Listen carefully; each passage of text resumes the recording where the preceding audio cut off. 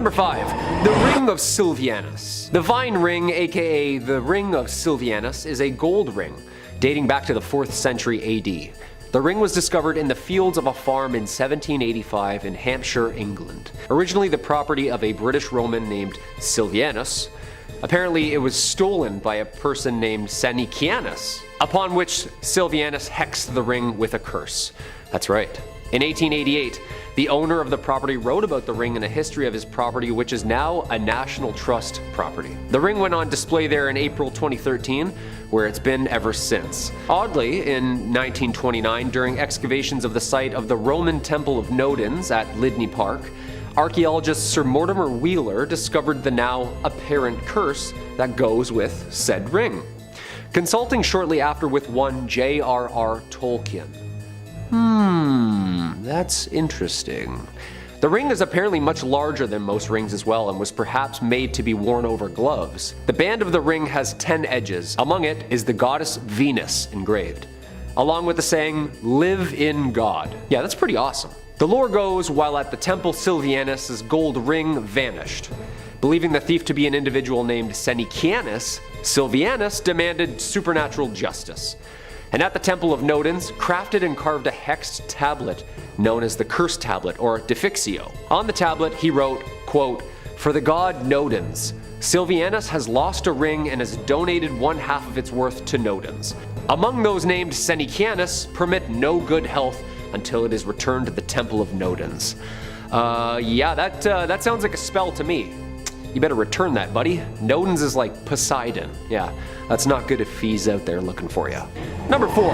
Tutankhamun's Trumpets. The trumpets are a pair that were first found in the burial chamber of the 18th dynasty pharaoh, famously known as King Tut. One sterling silver and one bronze. They are considered to be the oldest operational trumpets in the world, and the only known surviving examples from ancient Egypt. The trumpets were found in 1922 by Howard Carter during the excavation of Tutankhamun's tomb. Yeah, you know, the whole cursed tomb thing.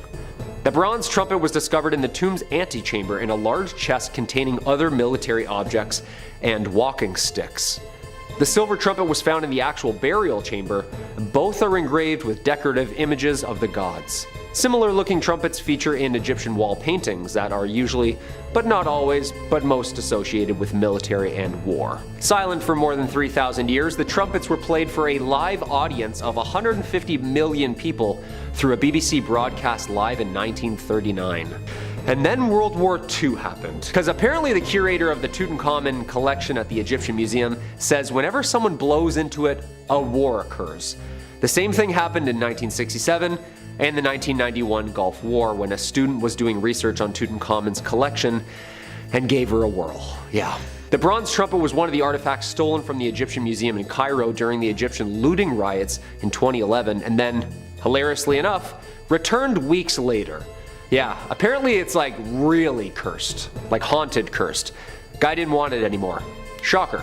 Number 3, the Purple Sapphire. Well, not really a sapphire, but actually an amethyst. The spiky purple quartz looking thing. Hey, who said that haunted to hell items can't be precious and beautiful? Well, don't say that, because apparently this one is cursed, like cursed. The mysterious Delhi Purple Sapphire is now permanently on display as part of the Natural History Museum's vault collection of precious gemstones. The mysterious stone is rumored to have been stolen by a British soldier from the Temple of Indra, the Hindu god of war and weather, in Kanpur, India, during the Indian Mutiny of 1857. It was brought to England by Colonel W. Ferris, whose family then supposedly suffered many financial and many health problems.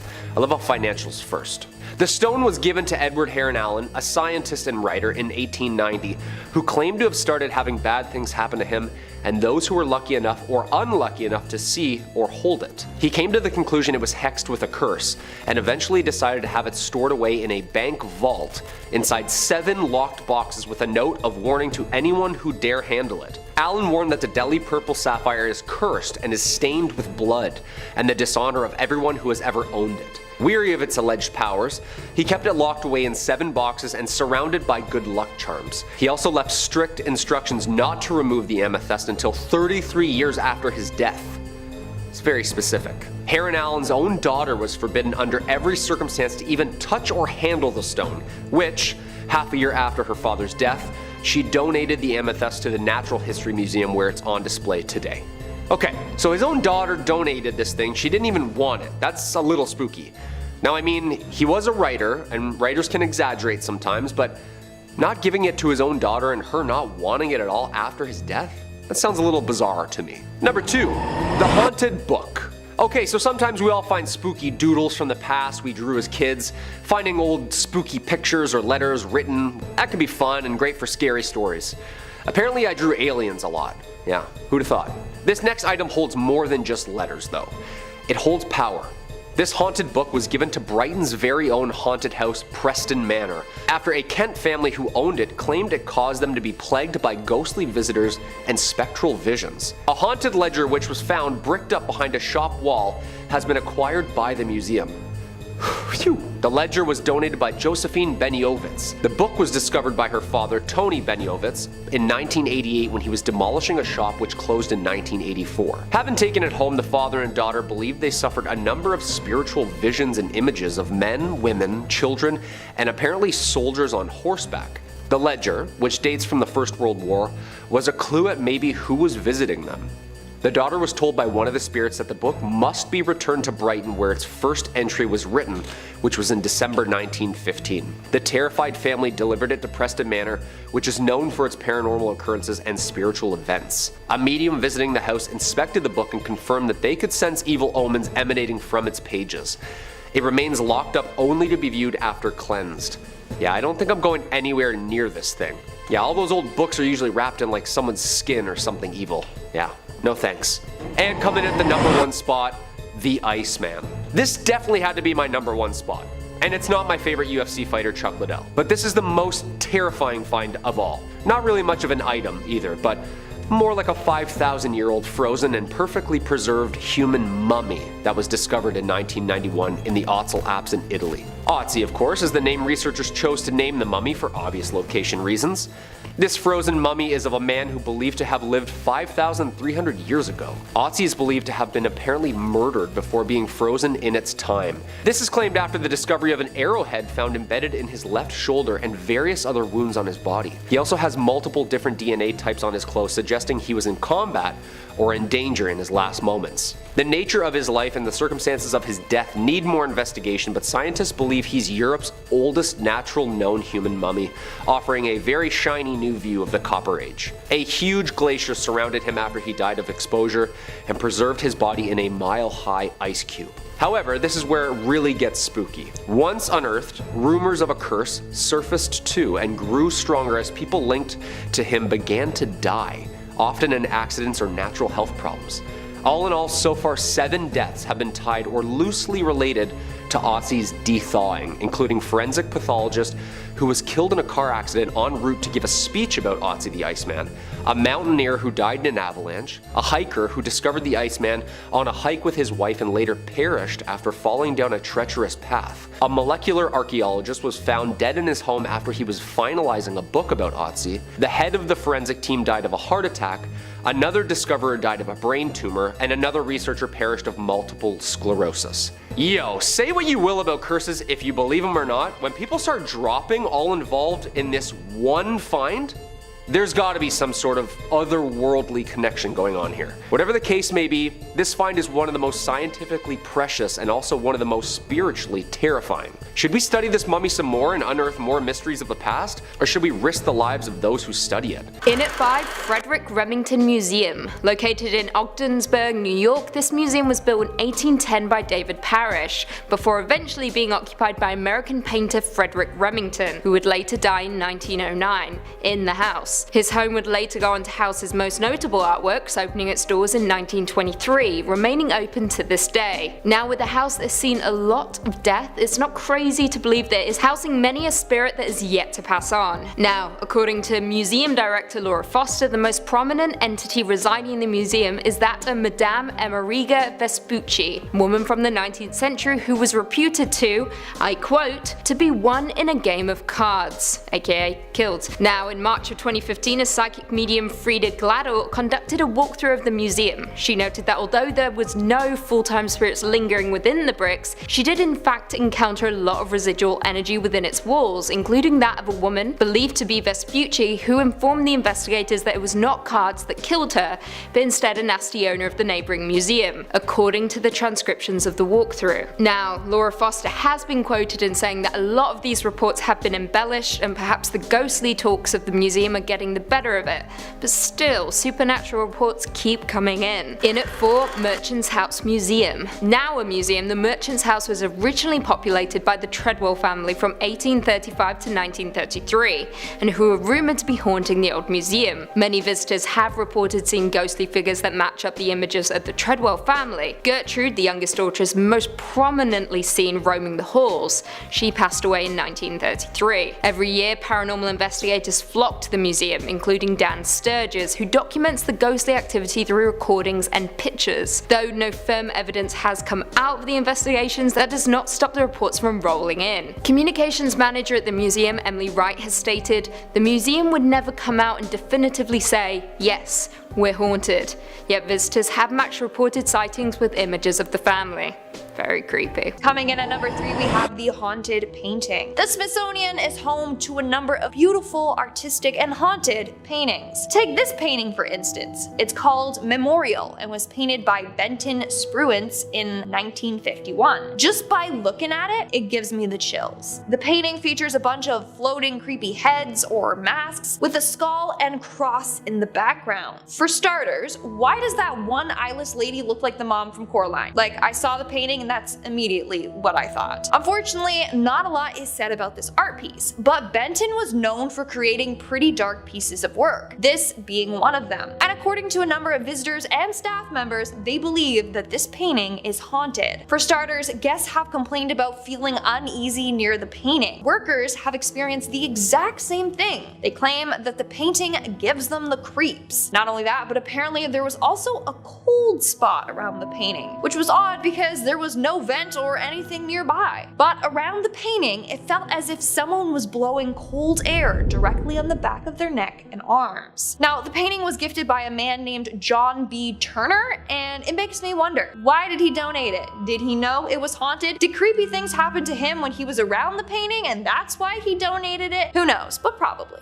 But who knows? In our second spot, we have Abraham Lincoln's gold watch. That's right, Honest Abe's watch is on display at the Smithsonian. So this watch was purchased in the 1950s from George Chatterton, a jeweler in Springfield, Illinois. And it's a very beautiful pocket watch. In fact, Lincoln's watch is said to have one of the best grade movements in England, and is still apparently in working order. On top of that, that 18-karat case is one of the best quality ones made in the US. What's also cool is that on the inside of the watch, there are inscriptions of people's names. Basically, watchmaker Jonathan Dillon got the watch and was repairing its timepiece. He decided to unscrew the dial and engrave, and I quote, April 13th, 1861. Fort Sumter was attacked by the rebels on the above date. J. Dillon. And he also engraved, "Thank God we have a government." Why? Because at that exact moment, he found out that the Confederate forces had fired on Fort Sumter, so he carved it in. And then in 1864, a second watchmaker, L.E. Gross, signed his name. And at another point, someone etched Jeff Davis inside. And Lincoln carried it around without a clue of the inscriptions inside of the watch. Incredible. The watch was actually given to the museum in 1958 by Lincoln Isham, the great-grandson of Abraham Lincoln. And of course, rumor has it that Lincoln likes to haunt his watch. People have seen his ghostly apparition around the area where the watch is being kept. But damn, that must be one big apparition because Abe was tall as hell, so imagine seeing his ghost. Terrifying. And in our number 1 spot today, we have Abraham Lincoln's hat, another haunted object from Abe himself. But you heard me correctly, the Smithsonian has a top hat from the one and only Honest Abe. In fact, this is the hat that he was assassinated in. So yeah, no wonder it's haunted. Anyways, even though Abe was super tall, 6'4" tall to be exact, and towered over most people, he decided to wear top hats anyway, because, you know, he's cool like that. This hat he got from J.Y. Davis, a Washington hat maker. In fact, he had the black silk band added to the hat, which represented mourning, in remembrance of his son Willie. Anyways, the last time he put this hat on his head was to go to Ford's Theater in April of 1865. After he was shot thought the War Department preserved his hat and everything else that was left at Ford's Theater. Of course, they got permission from Mary Lincoln to do so. The department then gave the hat to the Patent Office, and in 1867 it was given to the Smithsonian. But it was immediately put in the basement storage room. Why? Well, the secretary of the Smithsonian thought that there was too much excitement at the time, so the staff had to keep it all hush-hush, and they didn't even reveal that they had the hat until 1893. Now it's one of the museum's most treasured objects, and of course it has the history of being haunted by Abe himself. Apparently a number of people have seen Abe's apparition around the museum, mostly around the hat, but they have claimed to have seen a tall dark figure that looks like Abe in other areas as well. Want to know something kind of freaky but kind of cute? In part 1 of this video I talked about Mary Lincoln's dress that's also at the Smithsonian, and apparently her dress is said to be haunted by Mary herself, meaning the two are together haunting the museum in the afterlife. Well, kinda sweet, right? Number 5. The John Zapath Museum. For someone like John Zapath, opening a haunted museum was always in the cards. It was practically destiny. Few people can claim to come from a legacy of haunted museums, but Zapath can, since he's the nephew of Ed and Lorraine Warren, America's most famous and oftentimes controversial demonologists. Growing up with a large fondness for his aunt and uncle's work, Zapath developed a love of the paranormal from an early age and saw fit to try and carry on his relatives' work after their passing, opening his own collection of haunted relics the same way that the Warrens did. And what a collection of weird relics Zapath has picked up. I'll shout out a couple of the cooler ones. The highlight for me has got to be this sword that was used to conjure black magic, and the sword is in like all of the promotional imagery, so it's gotta be pretty good. Check out this photo of Zapath where he looks like a dark wizard who's also a fantasy author. Among the blade are things like a cast iron skull that was used in occult rituals, plenty of haunted dolls and idols, an ornate elk skull thought to be used in something evil, and loads more. Zapath does point out on the website in the frequently asked questions section not to worry too much about being exposed to this stuff, as everything that's brought into the collection is blessed before taking residence. Although they do make a small warning on the website that there is a teeny tiny small chance that any residual evil might attach to you in the museum. So I don't know, make sure to wash your hands with hand sanitizer or holy water on the way out. I can't not include this, by the way, but the website also states that if Zapath believes personally that any of the items in the museum have become too evil or too haunted to remain safe for public display, he throws it into an unspecified body of water. So if you're looking to start a collection of slightly used haunted relics on the cheap, I'd just check out the surrounding bodies of water to the museum. Now unfortunately, John Zapath's museum is currently closed. Hey, this list was about ones that had to be abandoned, right? Can't come as too much of a surprise. But for those who are hoping to get a good up-close personal look at these cursed relics, Zapath says he's been searching for a new location for the collection. Hopefully somewhere with some good ventilation, you know, really let all that evil air flow. And hey, if you're looking for more videos about haunted museums, haunted objects, haunted dolls, haunted everything really, we've got all more of that in spades. So stay subscribed to Top 5 Scary, keep the screams coming all night long. Let's keep going. Number 4. The Museum of Medieval Torture Instruments. Pack up the whole family and make sure to stop by at the gift shop for the Museum of Medieval Torture Instruments. Don't worry, there's something for everybody here to enjoy. Make sure you take home the miniature guillotine. One quick look at their website is particularly illuminating. Our main product is emotion, boldly proclaimed as their slogan. Yeah, well, agonizing pain is definitely an emotion, so I can't disagree there. The Museum of Medieval Torture Instruments really is exactly what it says on the tin. It's a massive collection of real historical relics and replicas serving to highlight some of the most disgustingly creative works of engineering ever invented. The kind of stuff that would make Jigsaw and his funny little puppet blush with anticipation. The museum's goal is to remind us just how truly unimaginably cruel human beings are capable of being to each other, and the lengths to which we will go to attain such horrid ambitions. The phrase, "those who don't learn from history are doomed to repeat it," comes up a whole lot on the museum's frequently asked questions page on the website, which is good. So come, learn a bit from such classics like the rack or the brazen bull, so you don't accidentally end up repeating those. I don't think I can even possibly describe what either of those horrifying things do without getting this channel permanently flagged. So if you're curious, maybe take the worst Google trip of your life, or go up and visit the Museum of Medieval Torture Instruments. They've got locations all over the states for your pleasure, and there's even one in Europe, but I'm pretty sure that's a different one. The one I'm talking about right now is the American one. The one in Chicago even offers a ghost hunting tour, as some guests believe there are residual spirits tied to some of the more grisly equipment kept in the dungeons. Guests are invited to spend the night on their own accord or with the safety of a tour guide to try and uncover any of the spirits that are said to be still living there, including an old executioner named Thomas who loves his work so much he just never left. Sheesh. Nearly 1,000 years and he still doesn't take a day off. Some people just love to have their nose to the grindstone, or to forcefully shove someone else's face into the grindstone. To each their own. Coming in at number 3, we've got the Museum of Torture Instruments. Now, we just wrapped up talking about well-preserved bodies, now let's take a look at some mangled and destroyed ones. I know for sure that if I got tortured to death, I'd be coming back to make the life of whoever did it a living hell. Put me in an Iron Maiden, guess what's playing at 4 AM, full blast every night. Throw me in a rack, you'll be hearing my screams until you go deaf. Burn me alive, good luck ever escaping the smell of incinerated flesh. I've got to imagine it would be the same for all sorts of folks. Dying in a terrible fashion does not make for a peaceful passing. So of course a museum full of the most malicious objects to ever grace the planet would be home to a few specters. Finding a home in Prague, the Museum of Torture Instruments has over 60 torture devices on display for the whole family to enjoy. From the flesh-singeing gridiron to some stranger options like the Spanish tickle torture, you can treat your eyes to humanity's darkest hits. And it's not just the magnificent machines themselves, there are also wax figures of poor saps about to lose their lives to make it all the more real. Is that crying, I hear? Coming in at number 2, we've got the Museum of Death. Back in 1995, J.D. Healy and Catherine Schultz would write letters to serial killers. Often they would even get a note or two in response, maybe even some artwork. Then they would put all these deadly dastards' work on display. Eventually these exhibitions became so popular that it was decided that they would populate a whole museum, and so it went. In San Diego's purported oldest mortuary, the Museum of Death was opened. Over time, the museum has collected all sorts of different trinkets and oddities related to death and the people that cause it. Healy and Schultz even tried to acquire stuff from the Heaven's Gate cult suicides. The publicity resulted in them being evicted from their mortuary museum and moving to Los Angeles. The halls are full of fascinating and freaky things, ranging from baby coffins to the previously collected serial killer artwork to the purported guillotined head of a notorious French serial killer. Every year they host a Black Dahlia lookalike contest with categories for both pre and post-mortem. It's hard to imagine a place so obsessed with death not having a ghost or two to call their own, especially back when it was hosted in a mortuary. So if you ever find yourself looking at Jack Kevorkian's drip suicide machine and see something appear in the periphery, maybe back away slowly and try not to acknowledge it. And lastly, at number 1, we've got John Zaphis' Museum of the Paranormal. John Zaphis is a second-generation paranormal researcher with over 40 years of experience. He's been all over the world looking for ghosts and demons and other unnatural phenomena.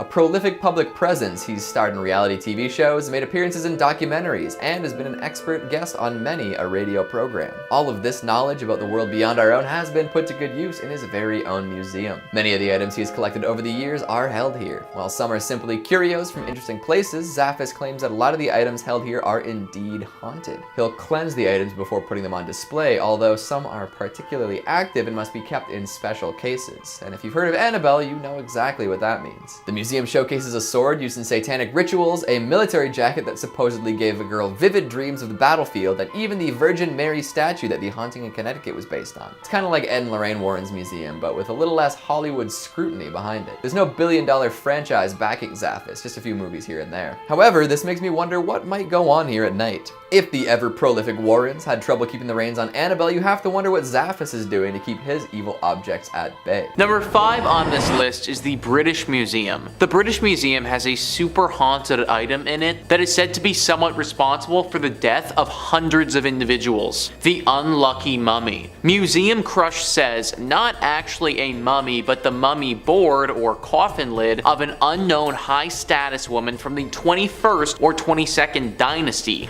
The British Museum's unlucky mummy has earned quite the reputation for causing destruction through its ancient curse. The mysterious mummy was found at Thebes in the late 1800s, and tales of its curse start soon after that. It's said that of the 4 young Englishmen who bought it, 2 died in shooting incidents and 2 died in poverty. A string of illnesses, accidents, and deaths following this are said to be attributed to the mummy. One of the most astonishing rumors surrounding the mummy's curse is that it caused the sinking of the Titanic with the loss of more than 1,500 lives. One of the victims on the Titanic was journalist William Thomas Steed, who was one of the first to pen articles about the mummy's curse. Survivors from the disaster recall Steed telling stories of the ominous artifact over dinner, and as the mummy's sinister reputation grew, people even began to believe that its presence on board caused the disaster.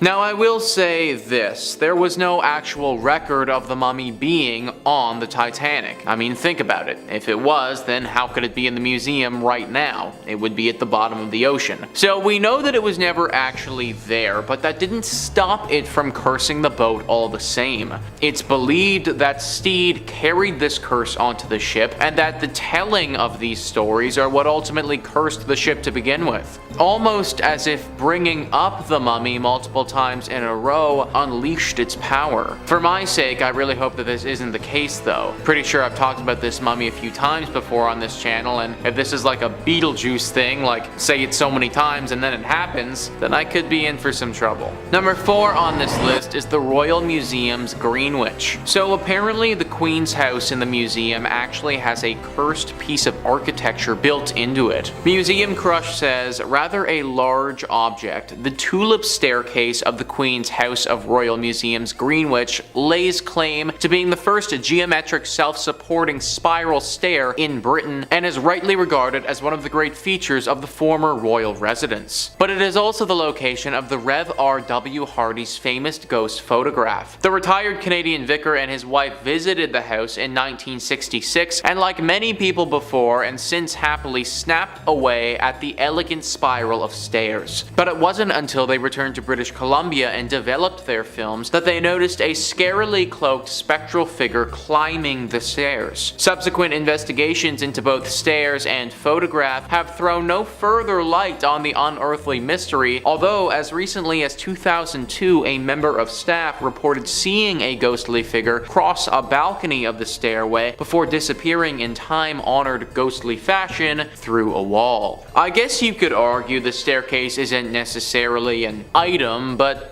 who cares? The museum is still as haunted as ever, and maybe even more so. At least with other museums that have haunted or cursed items, the curse just pertains to that object, and usually if you don't touch the object or interact with it, you should be fine. Just walking around this place, and especially going up or down the stairs, carries a pretty heavy risk to it. Be very careful around the stairs at the Queen's house if you ever end up going. Coming in number 3, we've got some samurai armor. I'll be honest right off the bat here. This armor, as creepy and cool as it is, doesn't actually exist. Like, it's showcased briefly in the Conjuring cinematic universe, but we don't learn all that much about it. The reason for the lack of apparent backstory is simple. They made it up for the movie. Bit of a letdown, I know. But for it to have screen time, that must mean that there is a wicked tale to be told about this battle-hardened human protector. It may have belonged to a famously brutal warrior, one who took the heads of all his victims on the battlefield. Their poor, unfortunate souls doomed to reside within the carapace until the end of time. Maybe the bloodthirsty soul of the samurai himself still resides in the armor. Perhaps the suit has a different story altogether, free from battlefield use. What do you think the story is behind this fictional item? Coming in number 2, we've got some glass eyeballs. They see you.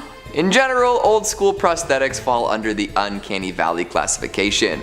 The folks making them didn't have the technology or experience to make them truly comfortable or convincing, so we often ended up with weird facsimiles of human body parts that are quite unsettling to look at. To be honest, I think the pirates had it right. Forget fake parts, let's just use peg legs and eye patches. Of course, that's not exactly the most dignified way to live one's life, and not everyone wants to look like a pirate with a hook for a hand. So even before we had high quality prosthetics for general use, folks did their best to make replacement parts. And so we ended up with stuff like this. 2 foggy glass eyeballs inside of what appears to be an Altoids tin, ready to peer into your soul at a moment's notice. That's a grim image. And apparently, these eyeballs are haunted. I'm not entirely sure what that means, but it must be blood-curdling. Maybe they float around at night, suspended in the air, implying a face that nobody can see. Or maybe a ghost without eyes pops them in from time to time, completing a face that went to the grave missing a couple of ocular grapes. No matter how you slice this, you've got a pair of roly-poly, disembodied eyeballs that cannot and will not blink.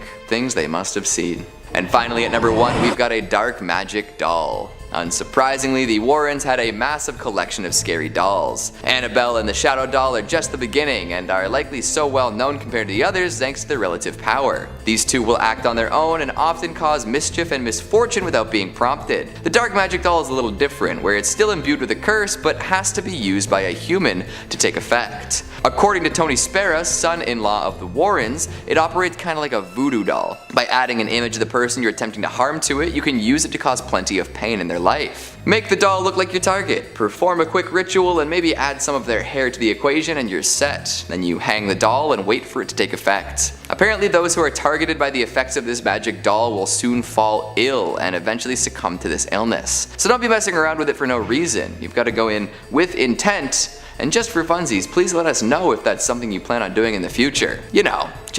So we know. We're not worried or anything, no way. Coming in at number 5 we have Dr. Jack Kevorkian Death Van, also known as the Deathmobile. Dr. Jack Kevorkian's van was a place many people spent their last moments alive. The 1968 Volkswagen van was where Dr. Kevorkian carried out as many as 130 assisted suicides in the 90s, and has become a piece of history. However, at the time the pathologist was met with controversy and public criticism for his taboo work on physician-assisted suicide with terminally ill patients. He spent 8 years in prison for second-degree murder because of this, but is often viewed as a pioneer in the medical field and as an activist. His impact was so great that HBO released a drama called You Don't Know Jack, in which Al Pacino won an Emmy and a Golden Globe for his portrayal of the controversial doctor. Over the year, the death van has seen many different owners. Zach purchased this van for $32,500 from American Jewelry and Loan. When the Detroit pawn shop first bought the vehicle, it was actually featured on an episode of a TV show. Apparently, Long Island medium Teresa Caputo also passed by the van in their warehouse and said she felt something there. Visitors of Zach's Haunted Museum can peek inside the Dr. Jack Kevorkian's death van and see the exact spot where many people died.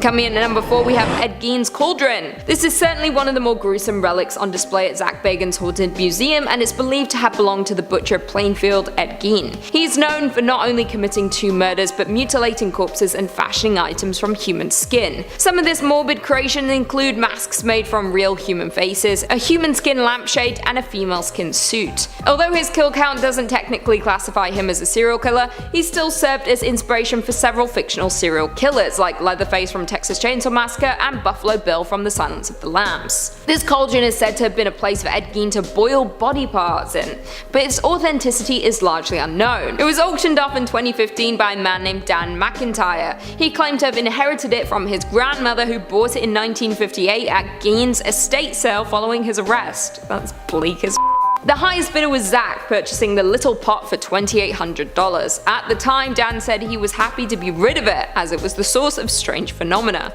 I mean, I wouldn't want that in my home. Now, Ed Gein's Cauldron calls Zach's Haunted Museum home, where it is said to radiate negative energy. In our third spot today, we have the ancient Egyptian treasures. Rumor has it that a number of treasures or artifacts from ancient Egypt are cursed. I mean, you all know about King Tut's curse. Well, there are a couple of items in the Smithsonian from ancient Egypt that are definitely haunted. For starters, we have the scarab. This scarab is believed to be from King Tut's tomb. For starters, it is believed that bad luck will fall on anyone who handles King Tut's body or other artifacts in his tomb. Everything in there is believed to be cursed by King Tut himself. I'm sure you've heard of the story of Howard Carter and his team that excavated the tomb. After doing so, several of the people involved died suddenly and mysteriously, so it's believed that this scarab is cursed along with the other items there. And then we have the mummified cat head.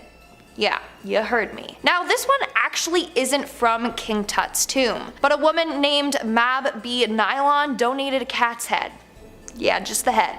Who knows where the body is? Hey, maybe she kept it for herself and it's on display in her house. I'm not gonna judge. Anyways, this creepy thing is a preserved mummified cat's head wrapped in linen. Inside contains a real cat skull. Well, according to a number of workers, they have seen a ghostly cat apparition move around this display. This damn ghost cat is probably out looking for the rest of its body. This cat has also been seen wandering the halls and in several other exhibits as well. Moving on at number 2, we have the Black Aggie. This all started back in the 1800s when a woman named Marianne Hooper Adams, known by her friends as Clover, sunk into a terrible depression. As a result, she drank some of her photography developing chemicals and took her own life. After her death, her husband commissioned a sculptor to make a memorial statue of her. It was named the Adams Memorial, and later Black Aggie. But because of how it looked, people called it Grief, and that's when this creepy legend surrounding it was born. Legend goes that if you stare into her eyes long enough, they'll open up and start glowing red. Those that see her eyes will either be killed by her or she will cause you to go blind. Not only that, if you sit on the statue's lap at midnight, then you will die within 2 weeks. It's also said that pregnant ladies should never go near her. If they do, she will cause them to miscarry.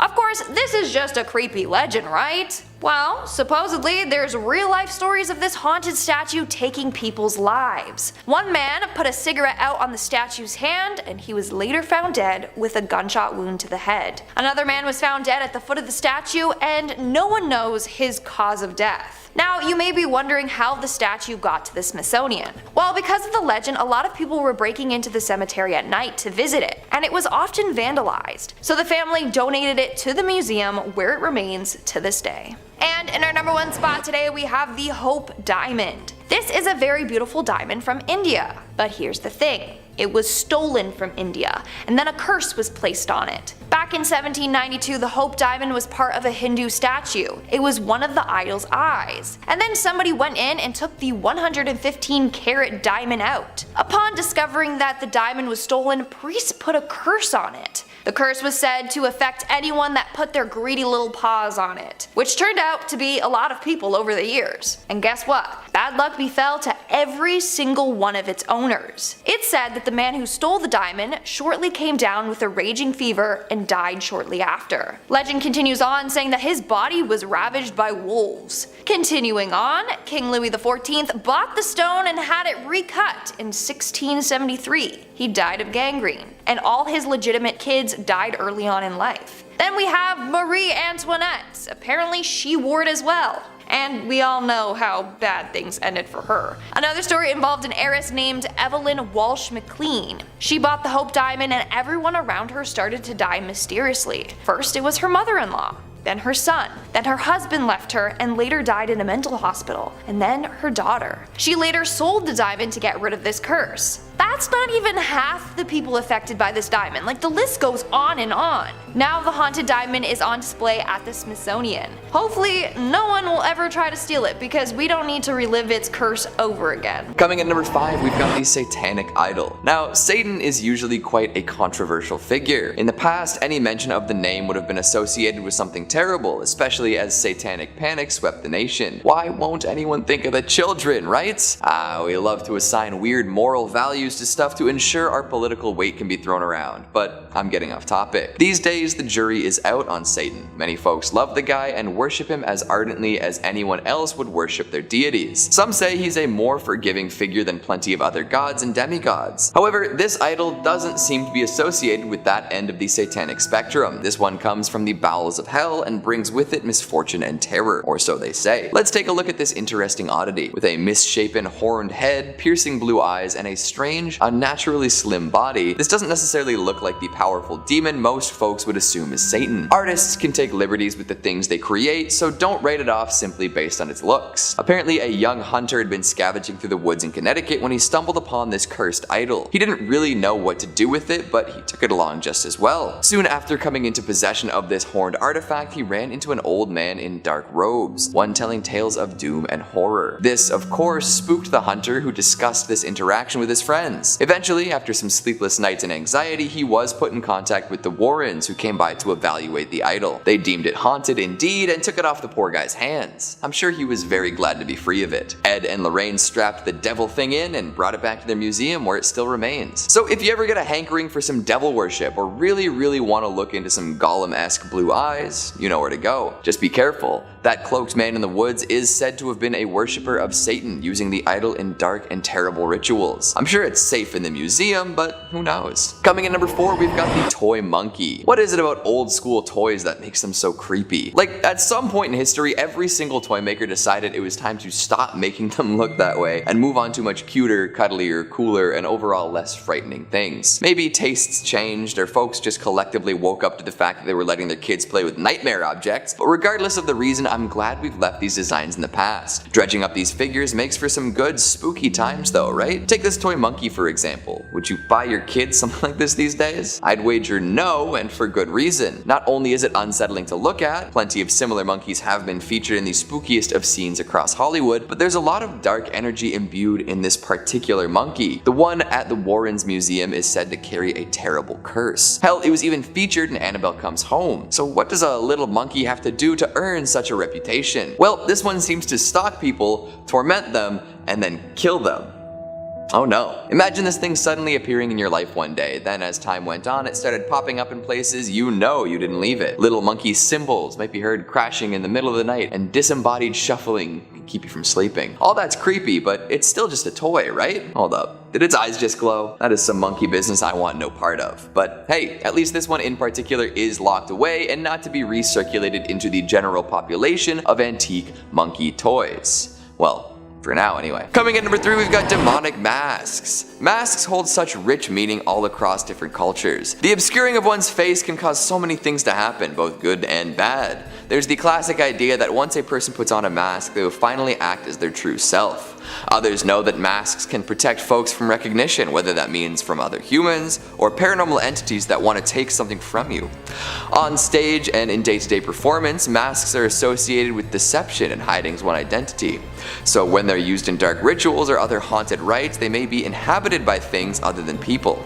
Take a walk around the museum and you will find a treasure trove of creepy and disturbing face coverings. Uncanny Valley inhabitants of the highest order, these creations of rubber and paint can really be upsetting to look at for too long. Red-faced demons, dirty hags, strange screaming mouths, and more. A lot of them remind me of classics from Halloween 3 and Goosebumps, two mask-based experiences that shaped my childhood in ways we can't really get into today. Don't put any of them on, for nobody knows what might be dwelling within. Could be a nice spirit, or even better, nothing. Although there's always the risk of a malevolent demon waiting within, eagerly anticipating the moment an unsuspecting victim dons the mantle. Maybe stick to medical masks for now. No demons should be waiting in there, plus you'll keep all your droplets to yourself. Coming in at number 2, we've got the tombstones of children. Yes, you heard that correctly. The Warrens had a collection of grave markers meant to sit above children who passed on. Now, in their defense, apparently these had been collected after they exorcised some demons raised through satanic rituals. The tombstones were not originally moved by the Warrens, but by those who would perform these dark deeds. The Warrens simply took them to the museum after all was said and done, likely in an attempt to prevent others from using them in further rituals. Definitely a strange collection to have, all things considered. Is there something about a child's tombstone that makes it extra potent for ritual use? I wonder what the rationale is behind that, other than sounding extra taboo. And finally at number 1, we've got a haunted brick. On its own, a brick doesn't seem so bad. It's just a bit of dried clay, that's all. But this brick is special. It was taken from Borley Rectory, also known as the most haunted building in England. This home, built for the rector of the Borley parish, had gained quite a bit of notoriety before burning down and being demolished. After it was built, many claimed that it was haunted by a number of spirits. These claims multiplied when a paranormal investigator published an account of his visit in the Daily Mirror. From there, many more folks decided to see what all the hype was. People claimed to see little Victorian boys roaming the grounds, only to disappear without a trace.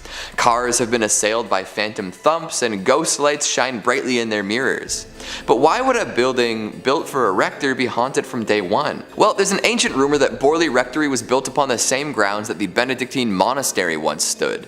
It was here that a monk and a nun partook in a forbidden relationship, eventually culminating in their untimely deaths. Since then, their presences have been felt all over the grounds, causing bells to ring without anyone around, recording equipment to malfunction, candlesticks to be thrown, and animals to be spooked.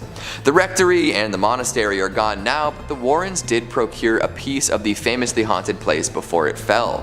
One has to wonder how much haunted energy is still imbued in this brick. Coming in number 5, we've got the organ. Thankfully, it's not an internal organ or anything like that, although to be honest, I'm not so sure that would be any more creepy than this haunted musical instrument. Organs always tend to have a spooky sound to them, whether it's that classic bit from Bach's Toccata and Fugue in D minor, or some old hymnals echoing through an empty church. The pipes and keys combine to create spine-chilling music more often than not. It's a classic sound used to elicit fear and atmosphere in all sorts of different environments. So of course the Warrens brought one back to the museum. It's not a grand affair, definitely not a pipe organ or anything close to one in size and scope. However, it does make up for a general lack of volume and dynamics with an array of haunted energy. The main thing that tends to set people off about this musical instrument is the fact that it likes to play itself. It's not a player piano, nor is there any sort of mechanism inside that would suggest that it was ever meant to make music without the help of a musician. But when the clock strikes 9 p.m., or the museum's apparent witching hour, this keyed instrument starts to play. I'm sure the first person to discover this detail was sufficiently spooked. Playing on its own isn't the only oddity associated with the organ. It's also known to cause anomalous things to happen to folks who play it. One might see a strange man standing beside the stool as they play, or maybe they'll have dreams full of haunting music for a while. If you go in and hit a few keys on this organ, maybe even sit down and play a fugue, all sorts of unfortunate events may be in your near future. After the organ was retrieved from the supposedly haunted house of a reverend, it was placed in the museum. Interestingly enough, no anomalous activity was reported before it was brought back. However, the Warrens were no slouches when it came to decorating, and soon enough the organ was covered in all sorts of other interesting oddities. Now, this idea I came up with on my own, so don't take it as a fact or ask me to cite anything, but what if the things the Warrens placed upon the organ caused it to become haunted? Maybe the curses dwelling inside of those objects came out and played the organ themselves. Food for thought, for sure.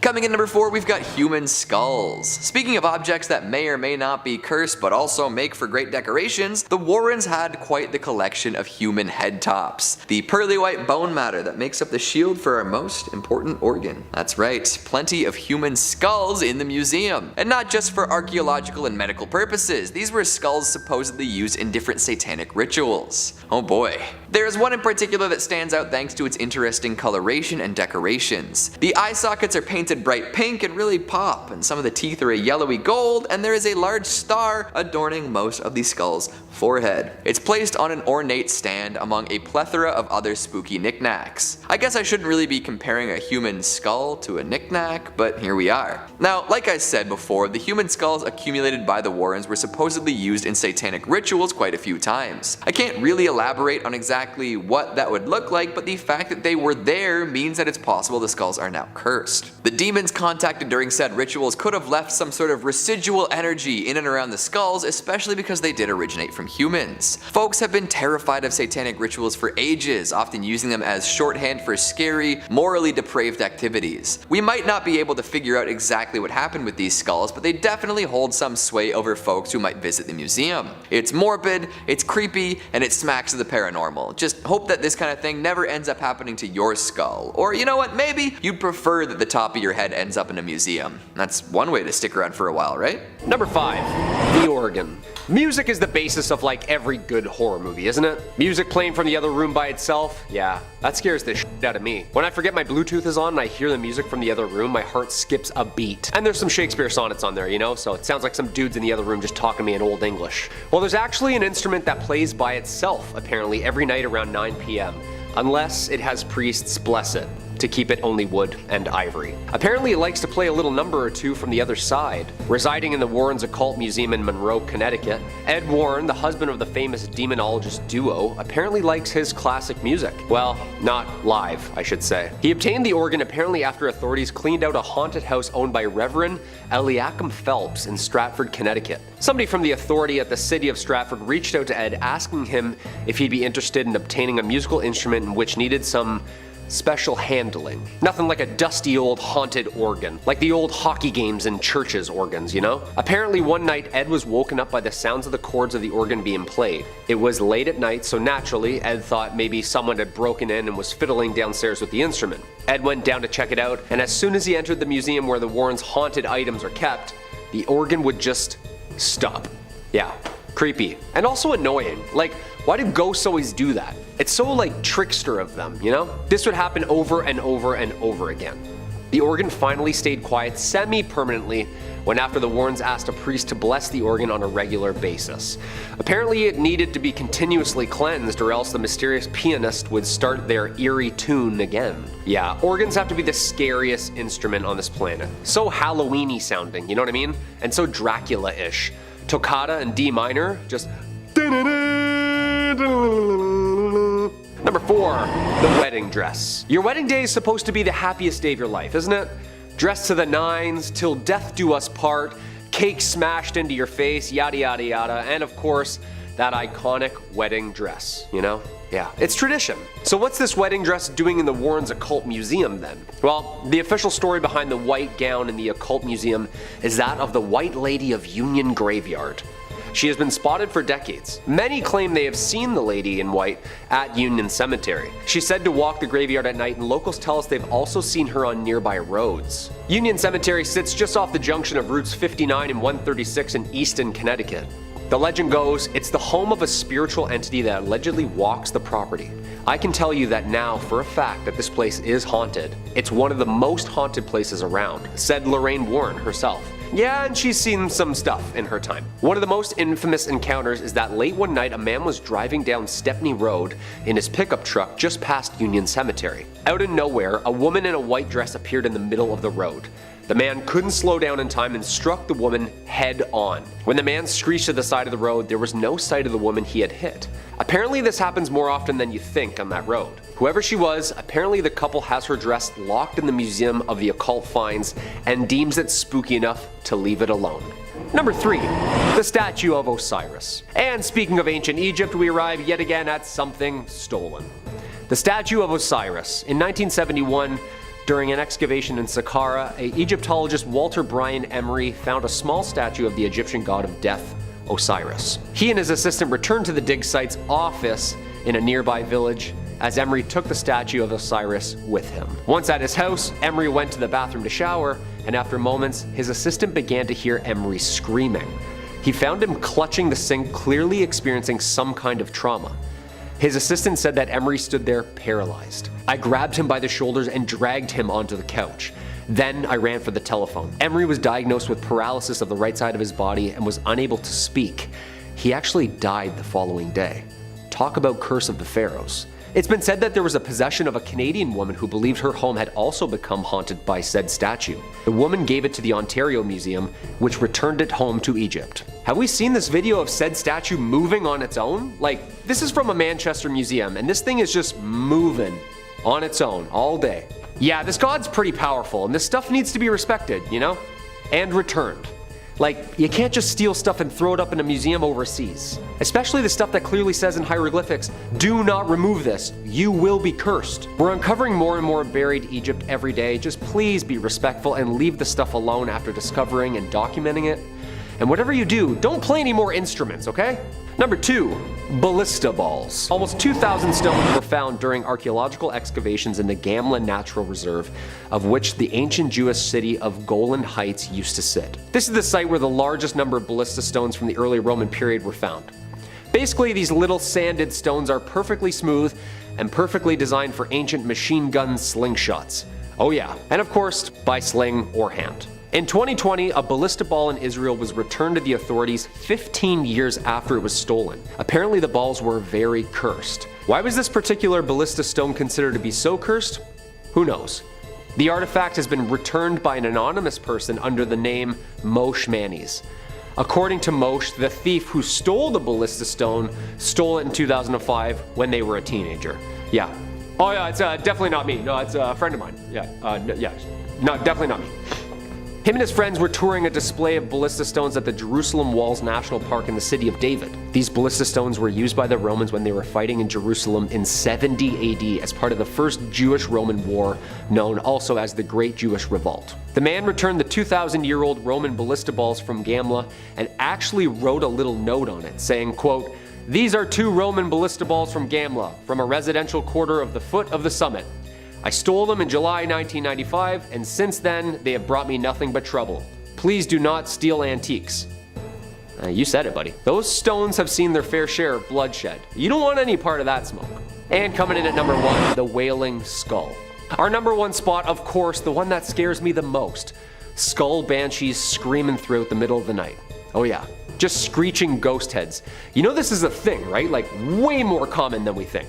Like they're like everywhere. Burton Agnes Hall is in East Yorkshire, was built in 1598 during the reign of Elizabeth I by 3 sisters of the Griffith family. The youngest sister, Anne, was apparently attacked. They beat her after she apparently refused to give them her belongings. Locals heard her cries and came to her rescue and returned her home, though sadly perishing 5 days later. On her deathbed, she requested that the head be placed within the walls of the unfinished manor. The family ignored her request, and after she was buried and the house's construction was complete, the sisters began to hear sinister noises throughout the empty house. Well, screams, actually. The sisters returned to their family's vault to fulfill the past sister's request, and when they opened the tomb, the body was completely intact except for the now smiling skull across the room from the body. Okay, the head was taken back to the Burton Agnes Hall, and miraculously, the noises and disturbances stopped. It's like she asked to be there or something. The noises would only happen again when later residents tried to remove the skull from the premises. Yeah, I'd put that back immediately. Don't mess with people's scary like this, you know? The skull was later cemented in the walls for safety. Yeah, I'd hope so. Although the noises have stopped, Anne still makes a ghostly appearance apparently on the anniversary of her death. I don't know why people go around touching things, moving them around, like leave them where they layeth, you know? Starting off this countdown, we have the Weeping Woman. The Weeping Woman, better known as La Llorona, is a terrifying part of Mexican lore. According to this legend, which varies depending on who's telling it, basically long ago there was a woman named Maria who married a rich man. The couple had 2 lovely children together, but at some point their marriage went downhill and he spent less and less time at home. And when he was home, he would only pay attention to one of his kids. Eventually, Maria found out that her husband was cheating on her. She was then overcome by grief, and one version claims she drowned her 2 children, but then immediately regretted it. So she cried out, "Oh, my children," or "Oh, my sons." In another version, she drowned herself afterwards as well. So she is now banished to purgatory on Earth until she finds her lost children. Legend goes on to say that she can be seen floating over bodies of water, crying or weeping as she searches for her lost children, which gave her the name the Weeping Woman. Others believe that she will kidnap and attack other children or cheating husbands. Both pretty terrifying scenarios, and tons of people are afraid of her. Now, the Smithsonian has this terrifying La Llorona doll. Currently though, it's no longer on display, and I wonder why. Apparently, it was freaking too many guests out. On top of that, staff have reported hearing sounds of weeping coming from the doll at night. Could it be that the Weeping Woman is real and has possessed this doll? I don't know, but I think it belongs to the Warrens Museum, not the Smithsonian. Like, I don't think they're trained on how to deal with spirits and other dark entities. In our 4th spot today, we have the Creeping Doll. But honestly, it should have been named the Creepy Doll, because look at this thing. It belongs in a Stephen King horror film. So this doll was one of the first prototypes for a doll that crawls on its own. It was invented in 1871 by a man named George P. Clark. His goal was to make a doll that crawls exactly like how a baby does. And honestly, look how far we've come. Like those Baby Alive, a Baby So Real, like those dolls, scarily accurate.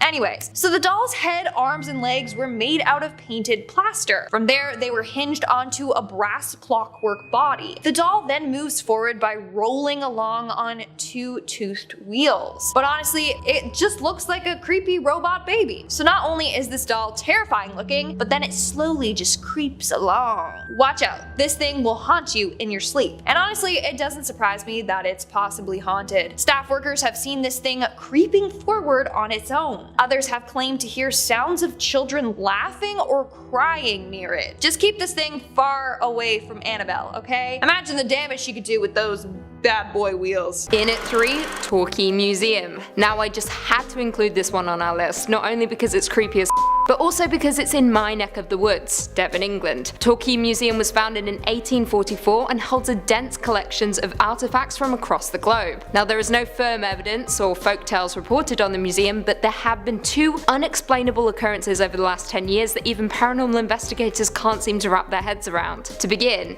On the 19th of July 2015, an article was published on the Daily Mail website seemingly showing a woman in old-fashioned clothing emerging from the floors of the museum.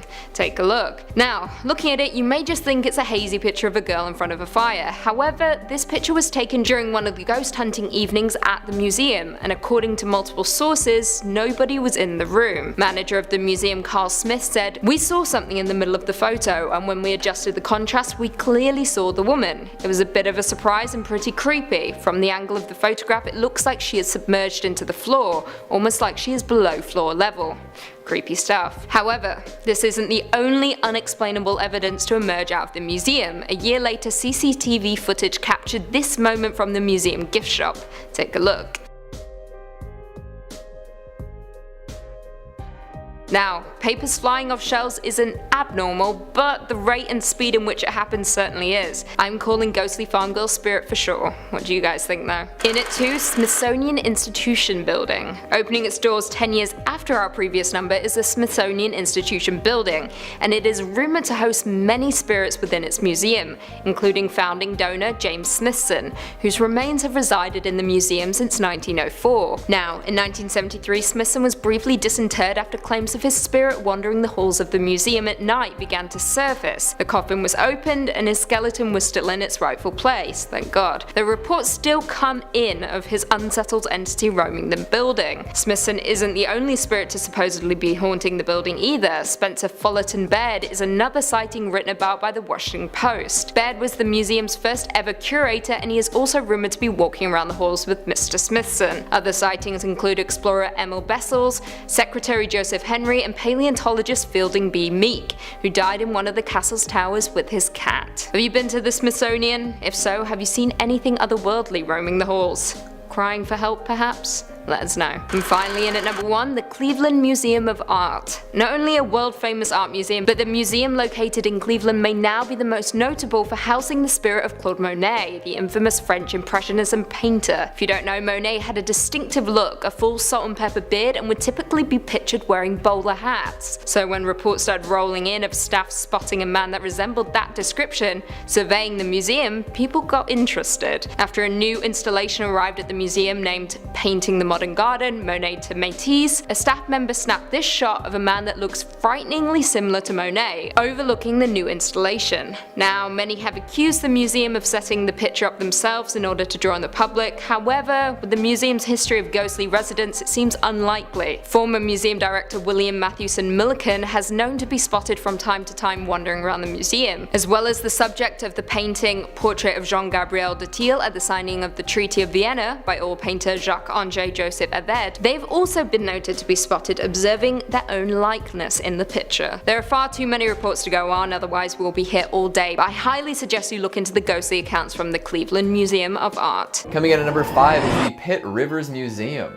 This archaeological and anthropological collection is an offshoot of Oxford University in England. It's known for storing and displaying all sorts of items from the collection of General Pitt Rivers, including an extensive amount of historically significant photographs and sound recordings. That's not what we're discussing here though, no. If we're discussing things that are creepy and potentially haunted, look no further than the Sansas display. There's a room at Pitt Rivers dedicated to the shrunken heads recovered from the upper Amazon region between Peru and Ecuador. Lots of folks think that shrunken heads are just pulpy tropes used to mysticize people from the Amazon for use in movies and adventure novels, but they were indeed a real practice made by the Shuar and Achuar people. In order to capture the power of a person's soul, they would peel the skin and hair off a skull, soak it in hot water, and then have hot sand poured inside. As the demand for shrunken heads increased in Europe, more sloth and monkey heads were used. I guess there weren't enough human heads to keep up with colonial demand. The museum displays contain one human head from General Pitt Rivers, and nobody knows how he came into possession of it. Probably some sketchy business. Since then, a few more shrunken heads have been donated to the museum, and they're kept in the treatment of dead enemies case along with other human heads. So if you've ever wanted to encounter a human soul stored in a shrunken head, or maybe just some skulls separate from the rest of their body, head on down to Pitt Rivers. But maybe don't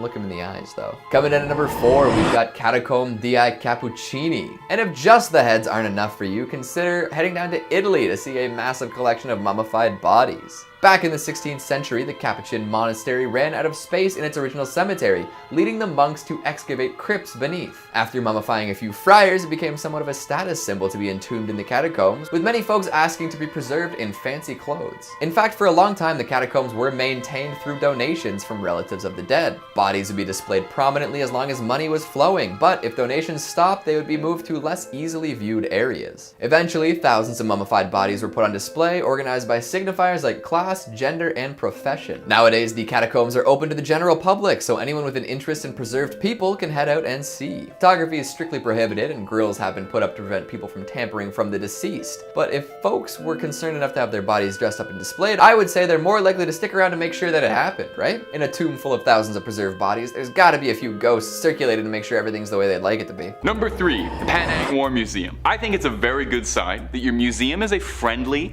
welcoming place. If you Google it and the first results are an article called The Horrors on Ghost Hill and a listing for an IMDb episode for a series called I Wouldn't Go There featuring your museum. It's either really hurting or really helping the tourism there. Well, if those warning signs weren't enough to deter you, enter the Penang War Museum, my little ghouls and goblins. It's been described as one of the most haunted spots in Asia, flat out. The Penang Museum is built atop the grave of an old army fort built by the British in the 1930s, but was taken control by the Japanese in the late 30s in World War II, and used to house prisoners for as long as the prisoners lived, which was usually not very long, if the site of the guillotine is anything to go by. After the end of the Second World War, the place had become totally abandoned, until it was retrofitted to become a museum, and serve as a reminder of the grim reality of war and its costs. The whole place kind of has this eerie, abandoned ghost town vibe as you walk through tunnels and old bunkers, serving to try and replicate what it would be like to actually work and spend time in a place like this while it was functioning. Given the very grim nature of the content and the site itself, which was home to so much bloodshed, death, hatred, and all the worst parts of our souls, it's no surprise that the museum has an infamous reputation as a spot for paranormal activity. Guests have reported seeing strange sightings, unusual shadows, and feeling chills as they walk through the bunkers. But all of this begs the question, would ghosts even be scarier than the actual truth of this place?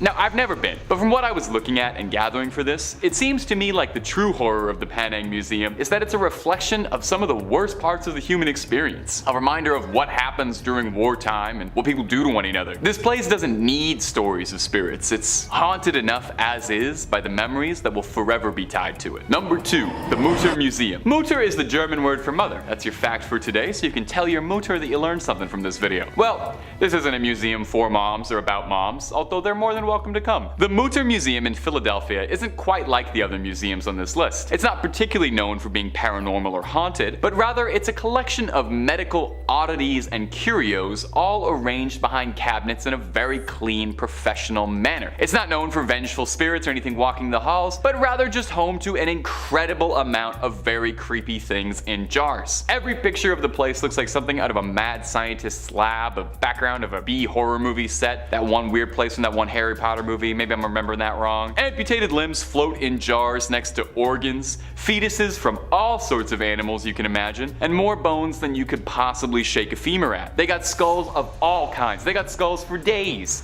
They got an entire wall dedicated solely to the skulls of criminals, and all sorts of broken skulls in disarray, eaten by tumors or other lovely diseases. If you're looking for skulls, they have got skulls. They've got a collection of famous remnants, Albert Einstein's brain, if you want to see if some of that rubs off on you, Grover Cleveland's famous tumor. Well, we all love Grover Cleveland's tumor. Pack the whole car up. Let's go see that. You know, fun stuff. Now, guests who visit the Mutter Museum do pretty frequently complain of feeling dizzy and uneasy while wandering through the collection, but whether or not that's because of some poltergeist or spiritual influence, or because you're wandering through a 6,000 square foot room looking at hundreds of brains, bones, and disembodied organs in jars, is up for some debate. I know just reading about this thing already makes me feel kind of squeamish, makes my stomach feel all churny. I wonder if they have a little cafe in this one, like most museums have. You think anybody's eating there? And number 1, the Museum of Death. The Museum of Death. Well, I wonder what sort of topics they enjoy covering at the Museum of Death. I bet they have an absolutely illuminating look at pre-Raphaelite art of the late 19th to early 20th centuries. They don't?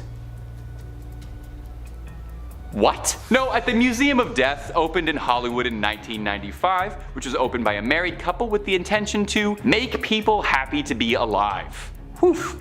How do they accomplish this? Do they show you pictures of whiskers on kittens and raindrops on roses? No, of course not. It's a collection of everything to do with death. Bones, skulls, coffins, ancient mortician's tools, executioner's equipment, and a whole lot more. Amusingly, the owners have said their goal is not to scare anyone with this museum. That's not what their museum is about. Now sure, they play videos of autopsies and they have footage and imagery from incredibly grisly and stomach-churning real-life true crime cases like artifacts from Charles Manson's family or some of Jeffrey Dahmer's personal effects, but they don't want to scare you. The museum is there to show death in its brutal, unedited honesty. The owners themselves describe it as a commemoration of life. And I gotta be honest, I'm making it sound worse than it is, but it definitely does sound interesting. And the grimmest parts of me are definitely more than a little curious to check it out in that morbid sort of way, because it sounds cool. Probably a great date spot to take a goth girl, I bet. The museum does kind of embrace its sort of twisted reputation and really runs with it. It hosts Black Dahlia costume contests where guests are judged on who's got the best post-mortem Black Dahlia costume, which is something. It's not thought to be as haunted as some of the other places on this list, but it does really bring out some visceral reactions in people. Apparently, it's not too uncommon for guests to demand to leave early or to outright faint while walking through the museum. The owners refer to these cases as falling down ovations, which is a very funny turn of a phrase. Now sadly, if you're listening to all of this and you're already pre-buying tickets for your next trip to LA, sadly, the museum is currently closed down. They are reopening though. They've also got a museum in New Orleans, since their collection of macabre knickknacks is so large it couldn't be contained to just one spot. When it reopens, I recommend you get out as soon as you can. It's a once-in-a-lifetime experience. Coming in at number 5, we've got a mask of Hannah Cranach. This item isn't necessarily intrinsically linked to the famous witch, but it is done up in her likeness and inspires folks to learn more about her magical ways, and that is impressive, so we'll talk about it. Way back when, in the far-off land of New England, there once lived a woman known as Hannah Cranach. She was an individual with a particularly short temper and a tendency to demand things of her neighbors with nothing offered in return. Come on, Hannah. Now, oftentimes her neighbors would say no to these demands, resulting in a bit of a tantrum from Miss Cranach. These could be scary and upsetting, but nothing too terrible, or so they thought. Often, after refusing Hannah Cranach a favor, these neighbors would have some misfortune befall them, and because of the rumors circulating, they didn't usually chalk this up to simple bad luck. No sir, they suspected witchcraft. The idea compounded over time, especially as things seemed to get worse around Hannah. Her husband wandered off into the night and perished after falling off a cliff. This put even heavier suspicion upon Hannah, who at this point was deemed a witch by all of her neighbors. And Hannah Cranach embraced this title with aplomb. Good for her, right? She took to walking around with her rooster, old Boreas, who many suspected to be her familiar. She cursed her baker neighbor to bake less tasty pies, and cursed a young fisherman to never catch a fish again. And eventually she foresaw her own death and made some more of her famous demands in relation to her burial. Her neighbors were told to carry her coffin to her grave by hand, not by cart. She also refused to be buried before sundown. Of course, when she kicked the bucket, they didn't want to deal with all this. But when they attempted to drag her coffin through the snow by sled, it would slide off and down the hill, forcing them to try again. And to top it all off, when they returned to Hannah Cranach's home at the end of the ordeal, it had burned to the ground. A witch through and through. So be careful while looking at this mask. Who knows if somehow Hannah Cranach could still be channeling power through it. Coming in number 4, we've got some satanic books. We've talked quite a bit about the allure and taboo that comes along with satanic rituals. When people find masks, dolls, tombstones, idols, and more associated with Satanism, they tend to get pretty freaked out. They tell tales about what these objects may have been used for in the past and generally attribute a whole lot of dark energy to them. Whether anyone doing this understands exactly what they're talking about is totally up in the air. It seems that every few decades or so there's a brand new satanic panic. X is leading to Y and it's going to corrupt our children. Why won't we think of the children? However, if folks took the time to attempt to understand what they were really talking about, I would bet that the panic might recede a little bit.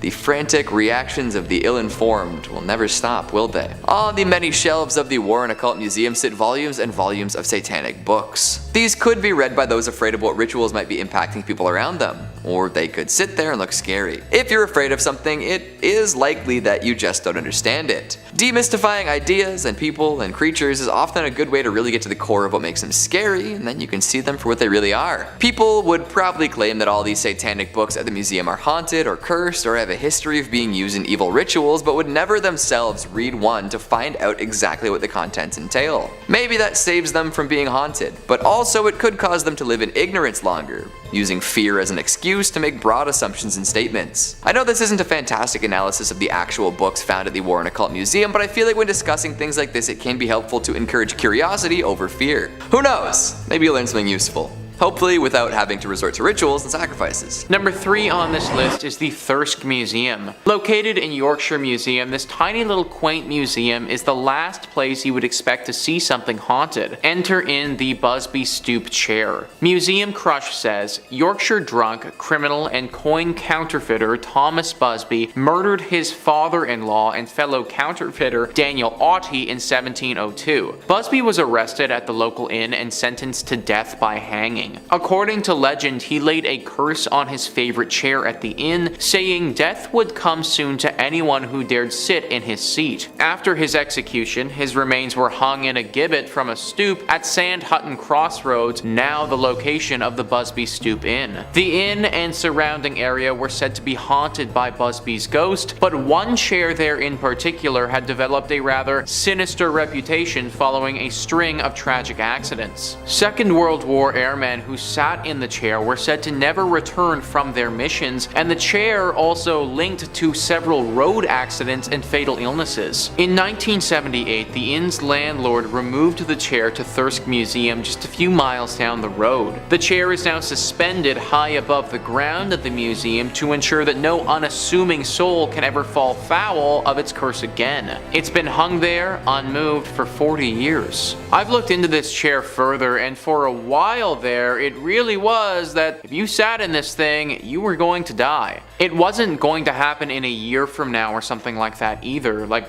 we're talking about pretty imminent death here. Number 2 on this list is the Natural History Museum. The Natural History Museum is one of the most complete museums in the world, and being so complete, it obviously has to include a cursed item. Museum Crush says this apparently cursed gem was owned by 19th century polymath Edward Heron Allen. So powerful was its curse that he eventually decided to have it stored away in a bank vault inside 7 locked boxes with a note of warning to anyone who dare handle it. Heron Allen also left strict instruction not to remove the amethyst until 33 years after his death. The curious story surrounding the stone says that it was stolen from the temple of the god Indra during the Indian Mutiny by Colonel W. Ferris, an officer of the Bengal Cavalry. After Ferris's health deteriorated and he died, the cursed amethyst was passed on to his son, who suffered a similar bout of bad luck and eventually gave it to Heron Allen. After facing a string of health and financial misfortunes, Heron Allen made several attempts to get rid of the stone, but they all proved unsuccessful each time it returned to him. Less than a year after his death, Heron Allen's daughter donated the amethyst to the Natural History Museum, where it is on display in the vault. And finally, number 1 on this list is Zach Bagans' Haunted Museum. The number 1 voted haunted place in America has got to make this list, considering it's full of cursed objects. There isn't just one object here that's cursed, there are tons. In fact, we would need our own separate video dedicated solely to this place to even begin to break down all the scary stuff that's in this museum. Just listen to this small excerpt from the website. Among the hundreds of terrifying possessions, museum goers can even peek inside the VW death van in which Dr. Jack Kevorkian ended the suffering of terminally ill patients, as well as get a close-up look at the propofol chair from Michael Jackson's death room. Perhaps most unsettling is the original staircase from the Indiana Demon House, notorious for its powerful paranormal activity before being demolished in 2014. The wooden banister and creaky steps from the house now stand in a dimly lit corner, resting on a blanket of dirt from the location. Following its installation, a group of construction workers walked off the job and refused to come back. These are just a couple couple of the so-called attractions that this place has to offer. If you go to this museum, then there is a very good chance you will end up walking out with a curse attached to you. That much paranormal energy all lumped into one place, it just spells out something haunted. Be very careful if you ever intend to go here. Starting off this countdown, we have Mary Todd Lincoln's dress. This beautiful dress was once owned by Mary Todd Lincoln, Abraham Lincoln's wife. It's a beautiful purple velvet dress with satin and lace detailing. She wore this dress during the Washington winter social season in 1861 to 62. But here's the thing.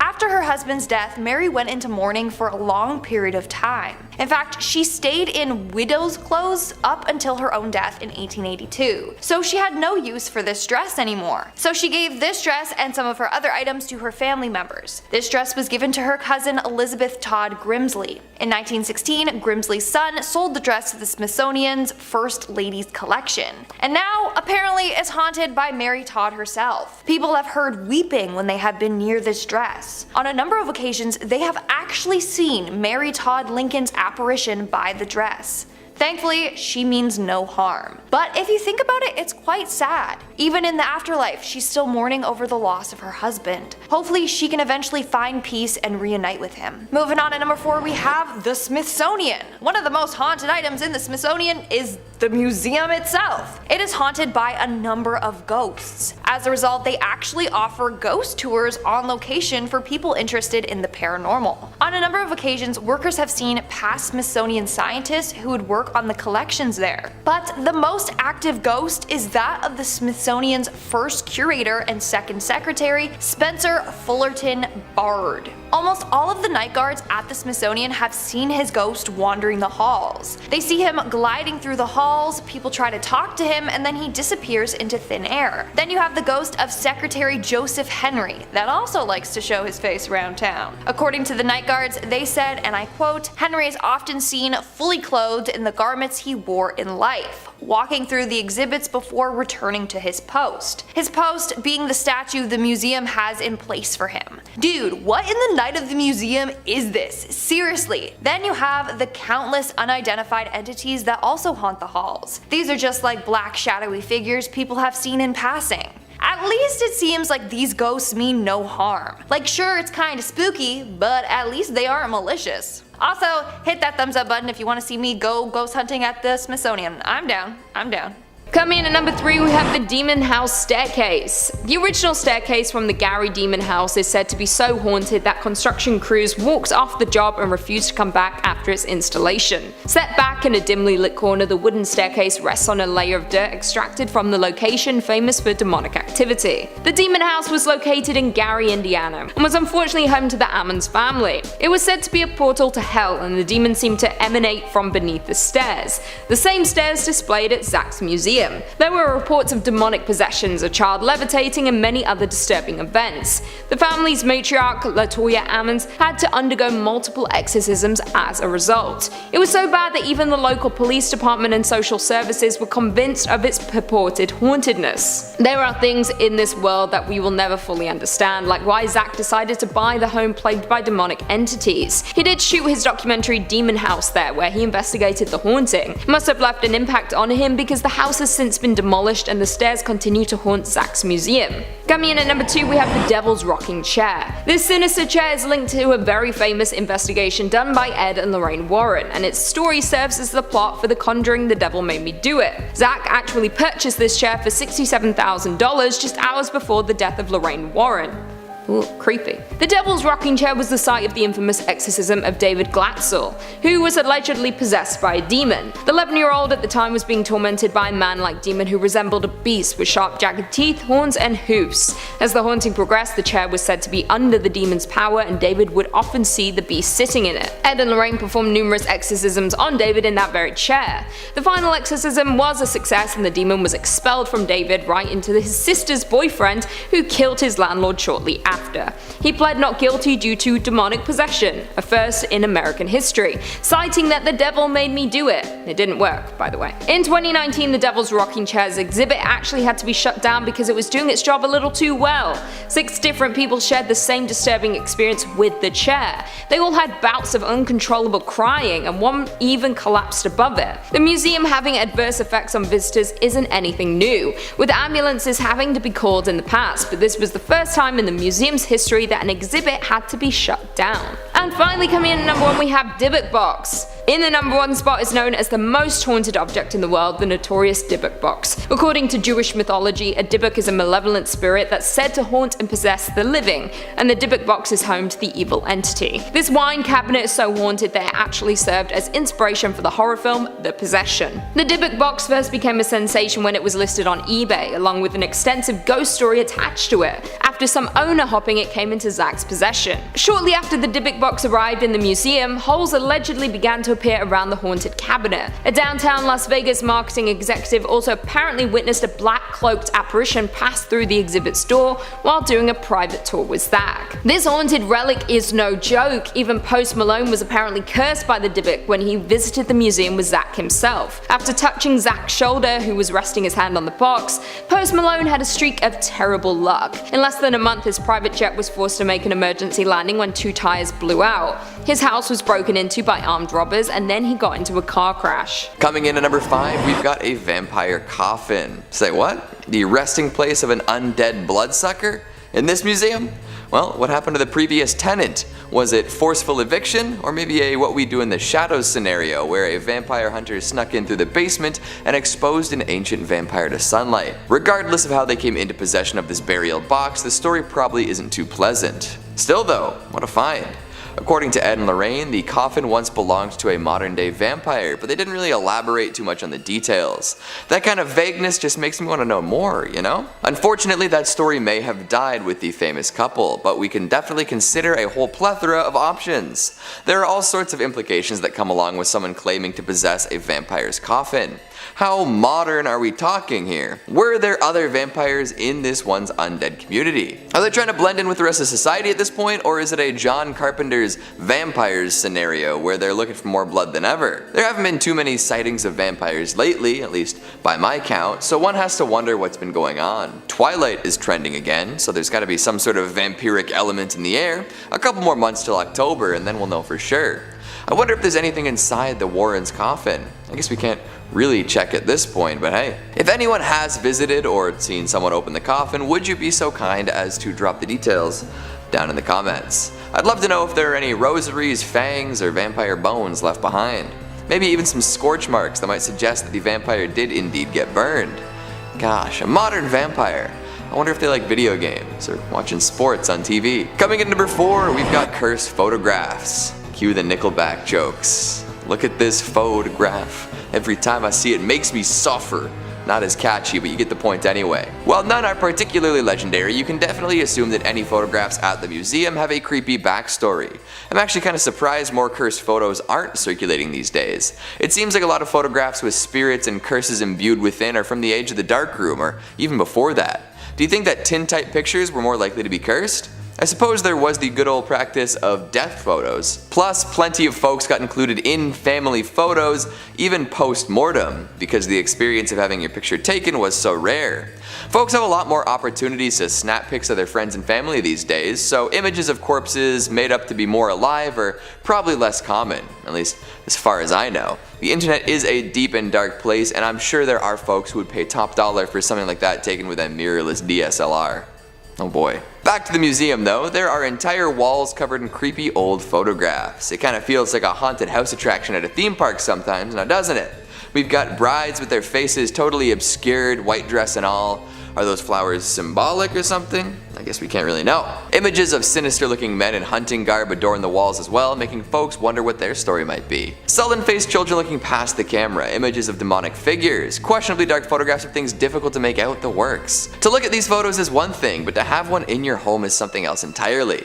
Thankfully, they're at the museum and not for sale. However, there is the good old theory that photos of the photos might bring the effects of the curse wherever they're viewed. So like the shadow doll, you might be done for just by looking at these pictures of pictures. Maybe consider investing in some holy water or seeking out the advice of a paranormal expert. Good luck with all that. Coming in number 3, we've got the Shadow Doll. Now, we've all got a particular cursed doll in mind when it comes to the Warrens, and now she's the star of a major motion picture franchise, so it seems that she's always gonna come in first. But there is another doll at the museum that should elicit at least the same amount of fear. That's right, I'm talking about the Shadow Doll. This thing is downright butt ugly. Like, Annabelle as an OG Raggedy Annie is kinda creepy, and they had to make sure they punched up the creepiness with some porcelain features and unnerving eyes for the movie. But if they made a movie featuring the Shadow Doll as is, I think they might actually have to make it less creepy. For real. I don't know if big movie theater chains would allow something like this on their screens. Feels like something out of a snuff film, maybe a low-budget exploitation flick. Nobody's looking at this and saying, oh yeah, I want to watch a whole movie based on this thing. Worse yet, the Shadow Doll seems to carry a much more terrible curse than most. Plenty of cursed dolls require you to be in the same room as them in order for the worst of the effects to hit you, but the Shadow Doll just needs you to view a picture of it to generate risk. Just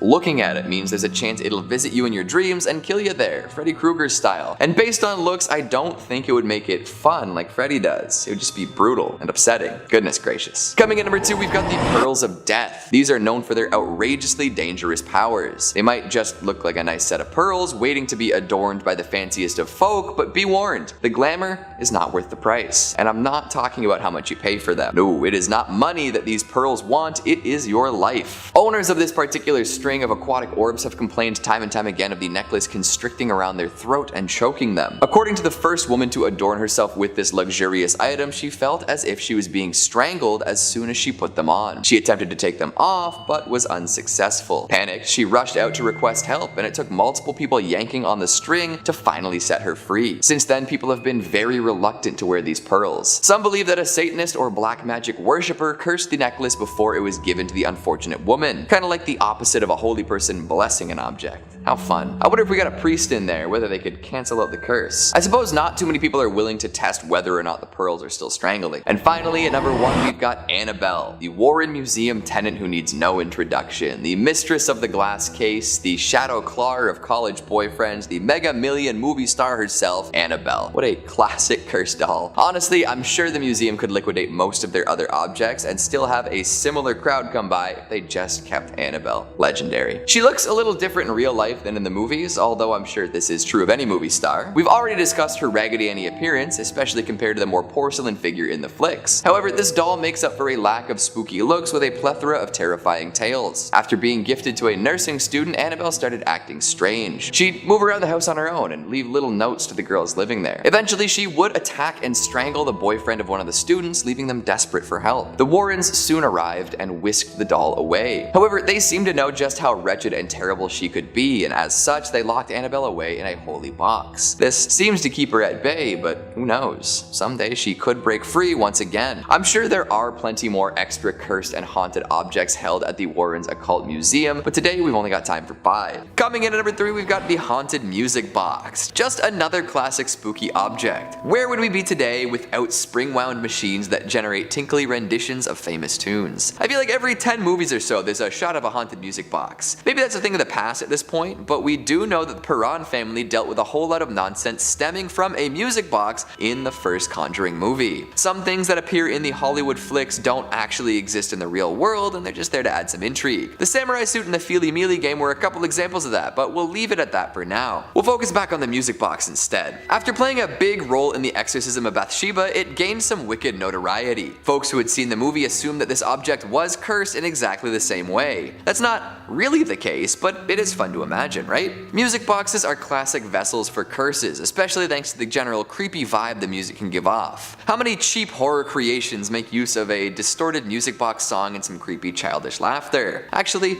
keep the number to yourself, I already know it's way up there. Coming in number 2, we've got the white dress. Another urban legend staple, white dresses tend to show up in ghost stories often. Murdered brides, young women gone too soon, mothers who outlived their children, the works. It's hard to pin down where the phenomenon started, but we do know that it's timeless and effective. So of course, there's a haunted white wedding dress at the Warren Occult Museum. I'd be disappointed if there wasn't. In the Conjuring franchise, this dress is said to compel any who wear it to kill their fiancé. However, that's just more movie magic. There's no such tale actually associated with the museum. However, they do display a bridal gown, veil and all, and there is a supposed story that goes along with it. It's meant to represent the White Lady of Union Graveyard in Connecticut, a classic urban legend that we've definitely touched on here before. It's the tale of an unfortunate soul who roams the roads at night, causing accidents and freaking out motorists. Apparently one time she even materialized and put a dent in someone's fender. Unfortunately, the white dress in the museum isn't actually from the White Lady or anything related to her. It's just meant to represent the legend, add a little bit of class to the joint, because who doesn't love looking at a pretty white dress? And finally at number 1, we've got the Conjuring Mirror. To cap things off, we'll talk about a particularly spooky reflective surface, the Conjuring Mirror. No relation to the actual Conjuring films though, so far anyway. This is one that has a truly terrifying story attached to it. The idea of mirrors as portals to other worlds is well documented, with different cultures around the world coming to similar conclusions about these shiny planes. People often see things they wish they hadn't in a mirror, which is especially true of the one at the Warren Occult Museum. It's said that if you look into it for long enough, you'll start to see conjured spirits. In fact, the mirror apparently does its best to conjure these spirits upon the user. The story goes that Ed and Lorraine came into possession of it after its previous owner stared into the mirror for weeks on end. For a while nothing happened, but eventually it conjured up a series of faces and figures so gruesome and horrifying that the man lost his mind entirely. He was sent to a mental institution and the mirror was sent to the Warrens. Since then, people have looked into the mirror, but definitely not for weeks at a time. I wonder what would happen if someone replicated the experiment.